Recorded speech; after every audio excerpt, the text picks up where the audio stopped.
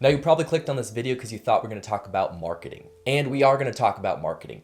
But there's been some common misconceptions that many business owners have about they think the problem that they have is a marketing problem, but often something else. So we're going to quickly go through some of the basic buckets of business and running a wedding venue and some of the problems that can mask themselves as a marketing problem, but very often are something else. If you want to get good at marketing and you want your venue to be in front of many people, you're going to have to solve these other problems before you get to the marketing stuff. Because when you get people in the door and people find out that you exist, they don't want to do business with you anymore after that, then what's the point of even finding people? Now, I think we can all agree that the purpose of marketing is for people to know that your business exists. Because if people don't know that your business exists, how are they going to buy from you? So marketing can be our first bucket of problems. Marketing is fun, marketing is exciting, people love to get all tied in knots about their marketing. However, if you keep pouring fuel on a fire and the logs are wet, everything's wet, you're not going to make anything big. There's not going to be a big bonfire. It'll burn for a little bit, but it's going to go out. So stay with me because towards the end of the video, we're going to go over some of the common marketing issues that people run into and how to fix them. Now, downstream from marketing is sales, right? Once people find out about your business, there's the process of bringing them in, informing them about your business, and then they have to make a decision whether they're going to buy or not. Now, sales is a whole wild beast of its own, but today we're just trying to differentiate the different types of problems you might have. Now, downstream from sales is product or service delivery. Once someone decides to purchase something from you and you promise them something, you have to actually deliver on that promise. If you went to McDonald's and they charged your card, but they never brought you your food, you wouldn't be very happy. Now, sometimes product or service delivery problems can masquerade as marketing issues. Again, remember what we said at the beginning of the video. If you pour more fuel on the fire, but everything's wet, if you have sales issues or product issues, then it doesn't matter how much marketing you have, your business is just not going to take off. Now, what are some common product problems? Well, one of them could be speed of delivery. Say that you said you were going to deliver something and give someone a certain outcome in a certain amount of time, and it took way too long, twice or 3 times as long. If you order something online and it says it's going to get here in 1 week, 2 weeks max, but it takes a month, you're going to be pretty frustrated. Now, another product problem could be quality. Say you gave someone what they wanted, but the quality just wasn't what they expected or what you told them it was going to be. If we give our brides a feature list and all the things that's going to be available to them on their wedding day, but then half that stuff doesn't show up or is missing or is late or isn't available to them, then obviously they're not going to be satisfied.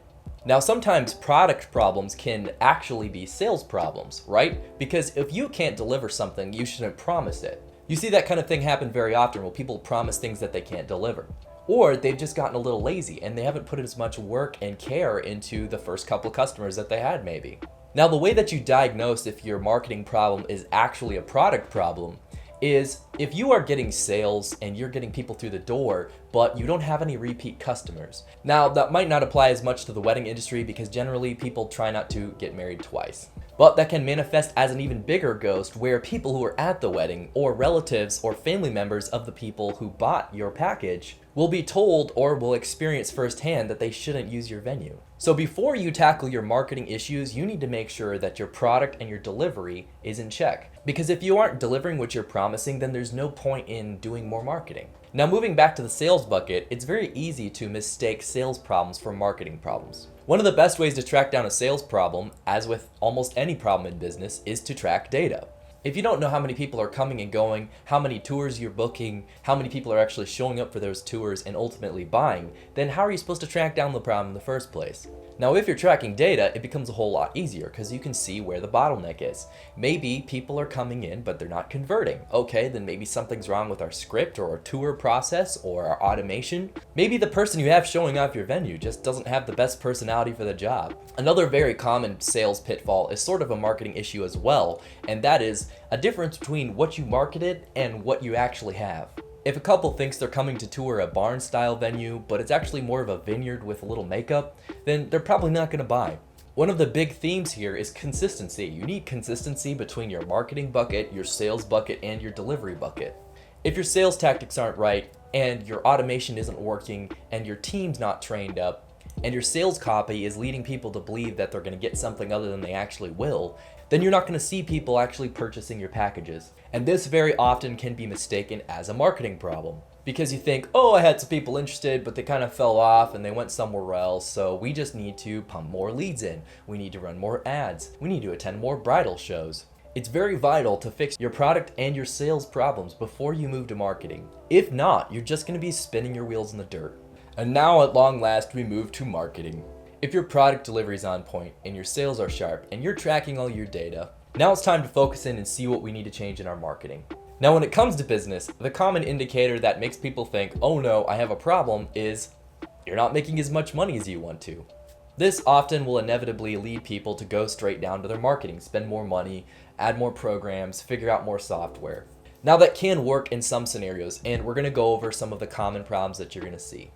Now the first one is not enough leads. If you're not getting anyone coming in interested about your business, then you're not gonna make money. Now as a wedding venue, there's a lot of ways that you can get leads. But the first one is good word of mouth. If your product and service delivery sucks and everyone hates you, then guess what? Your word of mouth's not going to be working for you. It's going to be working against you. Another source of lead generation for a wedding venue is your website and SEO. Now, while this is something you should have dialed in, it's not the be-all end-all because people have to actually be looking for a venue in your area or looking for your venue specifically in order to find you. Having a good website and SEO shouldn't be your primary method of marketing. It just makes every other form of marketing way easier. Because somewhere along that bride's journey, she's probably going to end up on your website. Now, your website and SEO is what we call inbound leads. That's when people are actually actively searching for a wedding venue or your wedding venue that they'll come across it. The next form of lead generation is social media. Social media is outbound lead generation.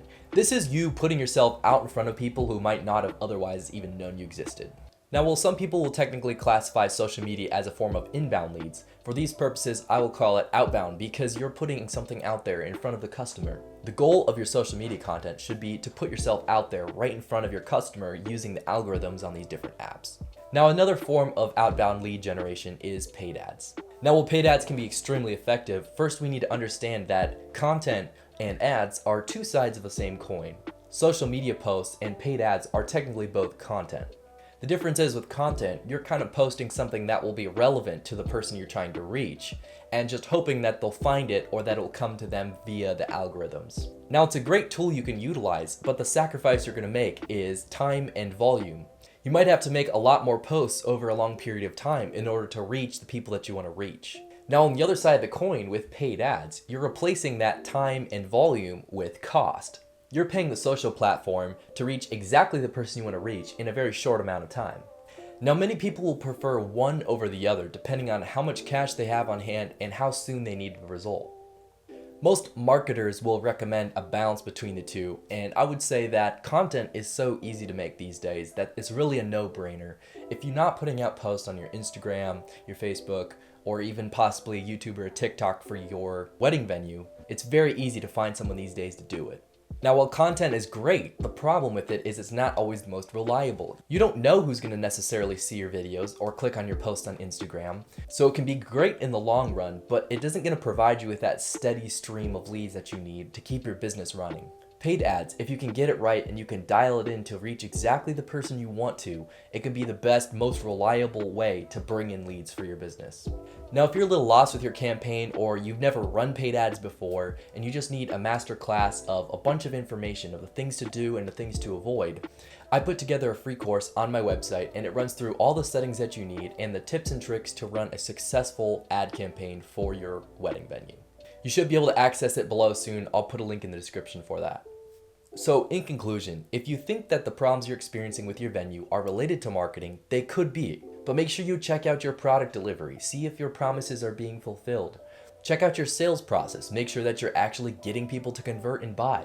And once you've tracked data on those two things, now it's time to dial in your marketing with some of the tactics that we talked about today. Thanks for watching today, and I hope you have a great weekend.